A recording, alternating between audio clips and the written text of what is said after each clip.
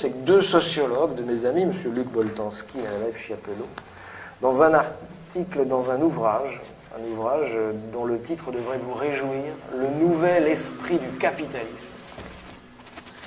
se sont mis en tête de comprendre comment il se faisait que nous acceptions le capitalisme, alors que nous en comprenons les dégâts quotidiennement.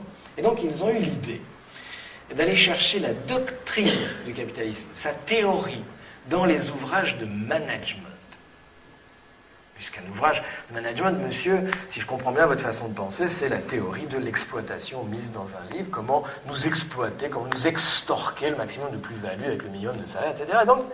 Et donc ils ont eu l'idée de rentrer dans un ordinateur tous les mots de 90 ouvrages de management des années 60. Et puis ils ont rentré tous les mots de 90 ouvrages de management d'aujourd'hui pour voir qu'est-ce qui avait changé dans la structure culturelle du capitalisme. Alors, mesdames et messieurs, quand ils ont fait tourner leur logiciel d'analyse du langage pour voir la fréquence d'apparition des mots, ils se sont aperçus qu'en 1960, le mot le plus souvent cité dans 90 ouvrages de management était le mot hiérarchie. Bon, normal. On voit bien pourquoi il faut apprendre à nos futurs dirigeants à raisonner en termes de hiérarchie. Alors, je vous pose la question, en tout cas je la pose à ceux qui n'ont pas vu le spectacle. Combien de fois le mot hiérarchie est-il cité dans 90 ouvrages de management de l'année 1999 ? Bravo, madame. 0. Mesdames et messieurs, le mot hiérarchie a disparu de la théorie du capitalisme. Alors je vous pose cette question complémentaire. Selon vous, mesdames et messieurs, la hiérarchie a-t-elle disparu des entreprises ? Non. Et si vous pensez effectivement comme moi qu'elle n'a pas disparu et qu'à bien des égards elle s'est renforcée, mais qu'on ne peut plus la nommer comme hiérarchie, alors on ne peut plus non plus la penser comme hiérarchie. Et le syndicalisme a un problème. Parce que autant il est possible de mobiliser un collectif de travailleurs contre une hiérarchie, autant il est extrêmement malaisé et complexe de mobiliser des individus contre ce qui tient lieu désormais de hiérarchie mais n'emporte pas le nom. Mesdames et messieurs, quel est selon vous le mot number one du capitalisme contemporain tel que le plus souvent cité dans 90 ouvrages de management de l'année 1999 ? Challenge. Équilibre. Équipe, pardon. Non, ceux qui savent ne le disent pas. On laisse chercher les autres. Alors ? Collectif, actionnaire, décideur, manager, résultat, synergie, productivité, collaborateur. Ah, vous tournez autour, mais il est beaucoup plus fort que ça, il est magique. Solidarité. Ah ouais, vous tournez autour. Non, mais sauf que ceux-là, on les voit venir. Si vous voulez, c'est comme partenariat. Quand la banque vous dit quel est votre partenaire, vous voyez venir. Non, vous sentez le truc, quoi. Vous voyez, chez moi, il y a une affiche à Quimper, c'est l'armée, premier partenaire des jeunes. Non, celui-là, on ne voit pas venir. C'est pour ça qu'il est magique. Mondialisation, non. Il est bien, hein. Mesdames et messieurs, je vous présente notre ennemi à tous. Attention, je vais faire des malheureux.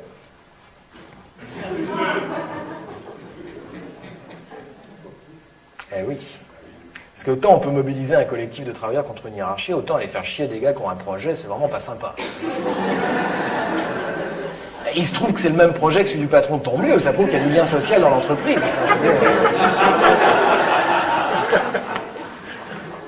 Mesdames et messieurs, cette espèce de saleté est tellement positive, qu'il a envahi notre façon de penser à un point que nous ne pourrions probablement plus penser en dehors de cette catégorie-là aujourd'hui. En 20 ans à peine, en une génération, ce mot qui était à peu près inexistant du discours public est devenu le mot numéro 1 du capitalisme. Nous pensons que des jeunes doivent faire des projets. Nous disons de certains jeunes, ils n'ont pas de projet.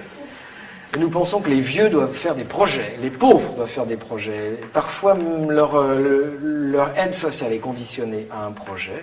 Nous pensons que les gens qui ont le plus de mal à se projeter dans l'avenir doivent faire des projets. Les seuls à qui on ne demande pas de projet sont les riches. Hein, vous avez peut-être remarqué.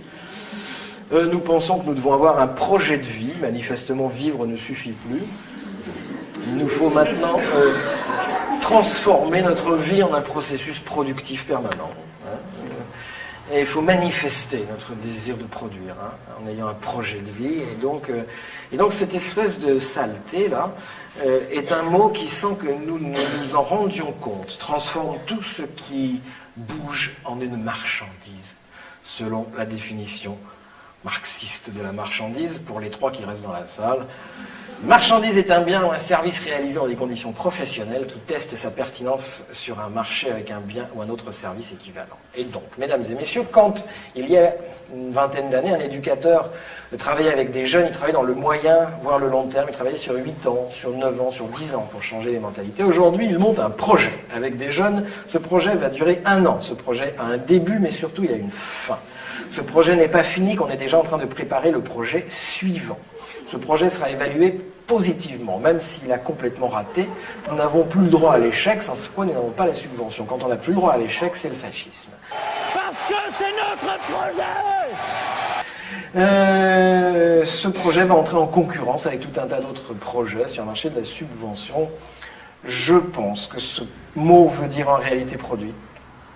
Et que ce truc-là transforme ce qui jusqu'à maintenant n'était pas une marchandise, de l'amour, de la santé, de la culture, de l'éducation, transforme ça en marchandise. Et donc le fruit est mûr pour être cueilli par le privé. Mesdames et messieurs, il va falloir se débarrasser de ce truc-là. Parce que c'est notre projet. Mais ça va pas être facile. Parce qu'il va falloir le faire. Il va falloir le faire ensemble, oui. Non, vous comprenez bien, vous êtes tout seul, vous n'avez aucune chance. Alors moi, je vous suggère que vous tous ici, hein, sur, je sais pas moi, dans le 10e arrondissement, vous fassiez savoir au pouvoir financeur que plus jamais vous ne déposerez de projet, mais que vous voulez quand même l'argent. Et que vous êtes prêt à expliquer pourquoi. Et que vous en avez marre de faire la démonstration de votre utilité sociale tous les ans, ça suffit. Vive la République! Vive la France!